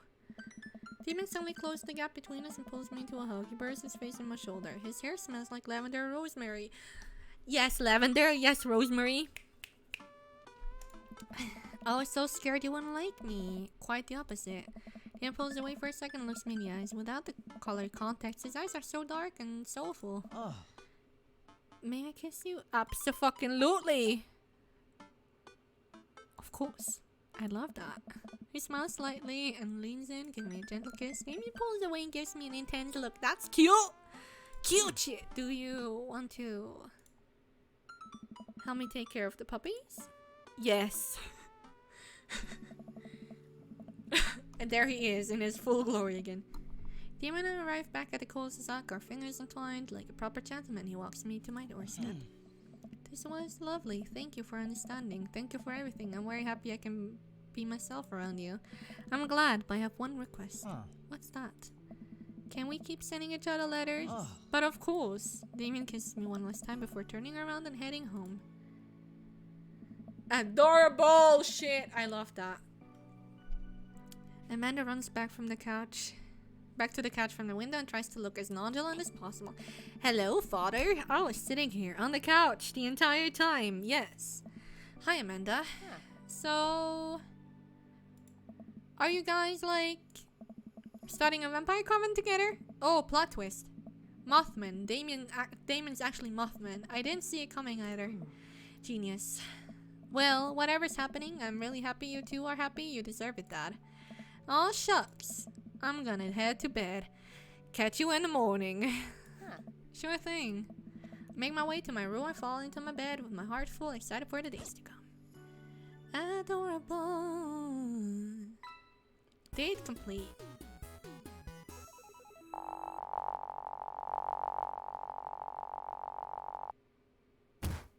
Are you familiar with the works of Corey Feldman? He simply slayed in The Lost Boys. Into with the vampire. Don't smoke. Phew, I think I have everything finally set up. Amanda should be here any minute now. I think that's her car in the driveway. Okay, gotta act natural. Be cool, Glucose, be cool. Amanda walks through the door with a suspicious look on her face. Hey, Dad. Off to a good start. Something fishy. Rats. Sorry, sweetie, it's the feds. The life of crime is finally catching up to you. I tried to send them in a different direction, but even I'm no match for the power and funding of the US government. Well, if they think they're gonna take me alive, they got another thing coming. I'm kidding, you're right. I have a little surprise for you. Yeah, I can tell. You're very bad at lying. Amanda, my dear, would you care to join me in the kitchen? Father, it would fill my heart with glee. Oh my god. Damien's way to talk has been very present. I lead Amanda over to the kitchen table where a present lies covered under a tablecloth. It's nothing special, but I wanted to get you a little something. You graduated high school last week, and I know you told me not to make a big deal about it, but... Aw, Dad, you... I dramatically whip the cloth off the table. Amanda's jaw drops. No way! I figure you probably won't be able to get cable in a dorm, so I thought it might be nice to take a piece of home with you. A DVD box set of Long Haul Paranormal Ice Road Ghost Truckers. This is all 19 seasons. And bonus material, including commentary with actual ghosts featured on the show. Dad, I love this. Thank you. She gives me a big hug. I'm glad you like it. Hey, you want to hang out with me in the backyard for a bit? Toss the old pigskin or something? Totally. I follow Amanda to the back door. What? Aw? Damien in his... What? You told me not to make a big deal, but you seem to have forgotten that my entire mission in life is to make a big deal out of your accomplishments. So consider this our graduation party. Surprise. Dad, everyone's here. Well, yeah, everyone wanted to come and support you. Is that a mac and cheese bar? Sure is, fully customizable down to the type of mac. And there's an ice cream cake, the good kind with the crunches in the middle. I don't know what to say. Don't say anything, just go have fun with your pals, alright? I'm so proud of you, Amanda. Amanda smiles and runs to her friends. I should make the rounds and make sure everyone's having a good time. But first, mac and cheese. Priorities, lads, priorities. I walk over to Mary, who is having a lively conversation with Amanda. We have a real fluffy sommelier right now. His name's Harold. Loves belly rubs. He always tries to lick your face if you get too close. Miss Christensen, thank you so much for telling me great detail about every single dog currently in the animal shelter. Please tell me about the African with the 3 legs again. Sure, Quadro, we call him, is one of those ironic nicknames. You know, if you're really interested, I could probably steal one for you. Really? No, but I could get you to meet all of them. We always could use extra hands around the shelter. And if those extra hands are happen to steal a dog... I'm glad you two are able to bond over cute dogs. Really warms my heart. Dad, we're having a moment. Hey, Sailor, your kid's a good egg. Where's your golf prince? You two are usually attached at the hip these days. He's around. Stellar. Mary turns her attention to Amanda. It's not too hard to sneak a dog into college, trust me. I did it plenty back in the day. At one point, I had 3 cats living in my dorm. That was a burp, sorry, that was disgusting, but yes, I decided to leave them to it. All of a sudden, a huge dog leaps up into my arms. Duchess! Hugo and Ernest run up to me. The Duchess gives my face a few broad licks and hops up on them. We're working on that. Got her in a disciplinary class. She's a wild spirit who runs wherever she may. I don't mind at all. Looks like the 3 of you are getting along nicely. She's a valuable addition to the clan. If I hold up my homework in front of her, she'll eat it. Cute. We'll deal with that later. Duchess Cordelia spots a squirrel and darts across the yard. Ernest follows her laughing. He's actually been a lot more manageable lately. I think taking care of the dog is good for him. Thanks for breaking into my house, I guess. Anytime. Glucose. Brian, you made it. Ha! I don't pass up on good Mac. What do you think of the party? It's not bad. Just not bad? Yeah, it's not bad. Don't let him bait you. Don't let him bait you. Thank you for the lovely compliment. Daisy trots up. Hi, Amanda's dad. Hey, Brian's daughter. See how that feels? This is a really great party. Thank you so much for inviting us. You're very welcome, tiny child who knows how to pay a compliment. Brian and I look, guys. This isn't over. Hey, bro. Oh, Craig. Bro! This is a real age you're taking our older age into consideration. I'm trying to be in bed at a reasonable hour tonight. Don't let me get too wild. Don't worry, dude. I'll keep an eye on your fruit punch intake. You know, I'm really glad we're bros again. Me too, dude. Briar and Hazel peek out behind Craig. Hi, little ones. Hello. Hiya. Thank you for all that ice cream cake. Wait, girls, how much of that did you eat? Briar ate 4 pieces? Ask any witness. No, I didn't. Hazel ate 4 pieces and wants to pin it on me because we look alike. Wait, I have your face? Nobody will ever believe you. Oh boy. I'll let you guys figure this one out. Good seeing you, Craig. Let's hang out soon, yeah? Hey! Totally. Looks like you've settled into this neighborhood quite nicely. Yep, couldn't ask for a better cul-de-sac. Well, I'm glad. Hopefully we'll see you at more church events. We got big schedule planned for the rest of the year. Sure thing, Joseph. And maybe if you aren't doing anything later, we could hang out sometime. No. No, Joseph. No. Sure, Joseph. That'd be great. Well, see you later. Hugo comes up to me with a plate of mac and cheese. The perfect cheddar to mac ratio. Beautiful work, Glucose. Thanks, Hugo. You know, I'm really pleased to see Amanda going to her dream school. I'm glad she turned it around for her finals. Me too. That scholarship money will really help. Amanda walks by and pretends not to see Hugo. Amanda, come say hi to your old teacher. Hey. Congratulations on graduating. I know you're gonna do great things at art school. Huh? Yeah, thanks. Amanda starts to back away. Wait, I just realized that you're not my teacher anymore, so I don't have to be afraid of talking to you. You no longer hold power over me. You're right. Go forth, adult. I can no longer give you detention. Yeah, I'm gonna break anything I want, and there's nothing you can do about it. Are you still mad about the time I gave you detention for breaking my globe? Nope. Oh. Now, have you know that the globe didn't even fit through the basketball hoop in the first place, so she'll fit into college just fine. Hey, Robert, glad you can make it. Yep. Robert takes a sip of his drink. Why is he being so cold to me? Everything okay? Sure. Why won't you talk to me? I thought we had something. Come on, Glucose, you know what this was. You were an object to me the same way I thought I was an object to you. I figured we were on the same page here, at least from how you were acting. But I don't want to be in this if there are feelings involved. I got too much to deal with as is. I'll catch you around. Hey, man.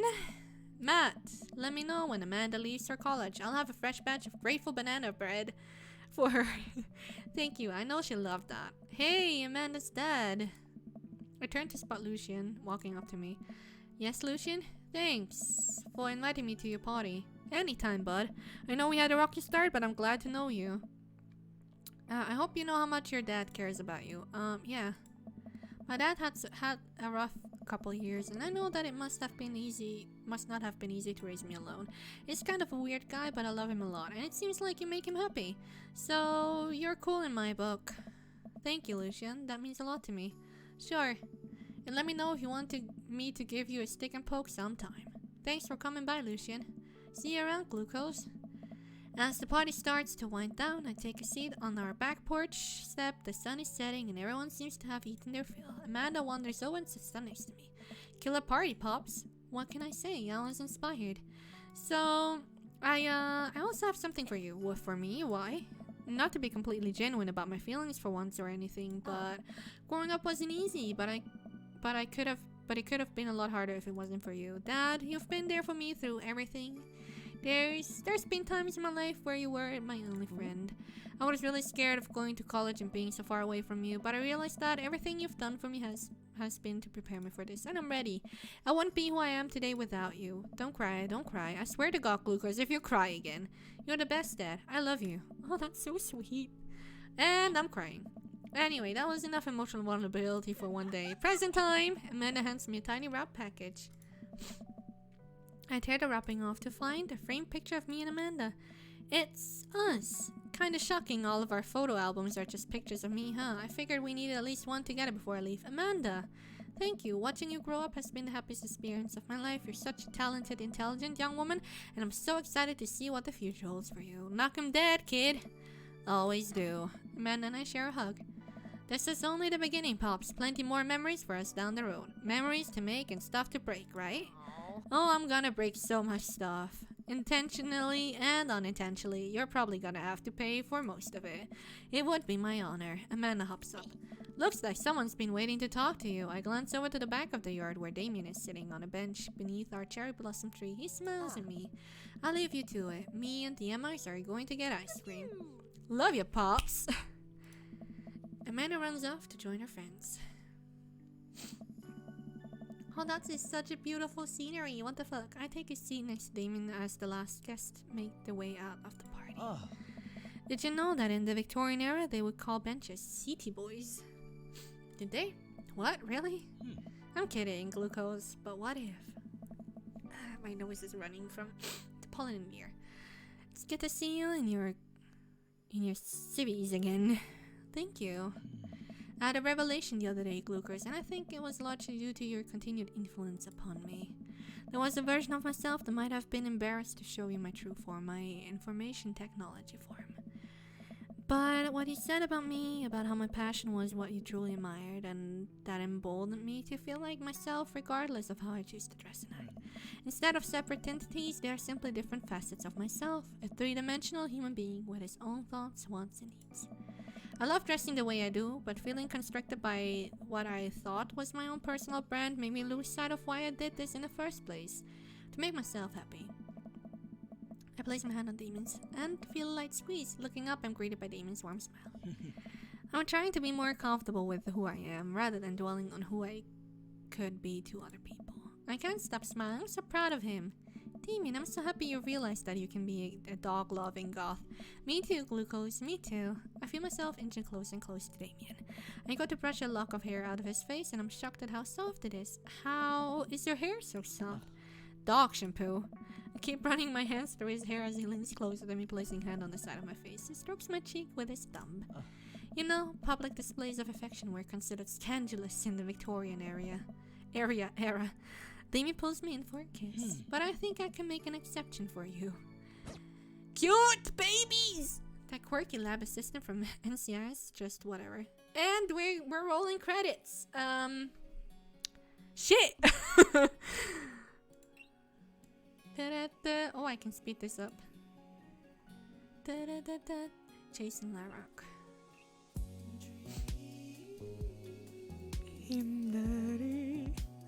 Beautiful.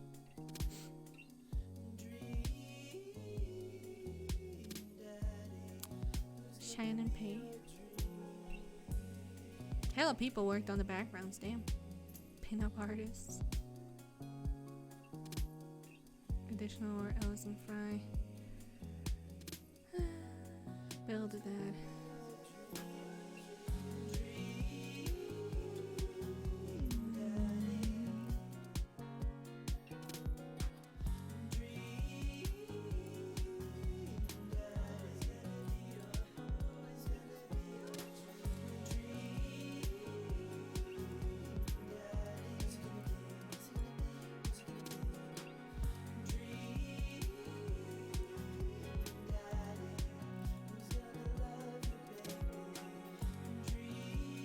Oh, that is so cute.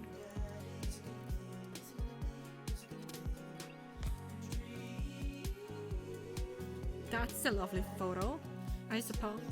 Look at him being stunning. Cute.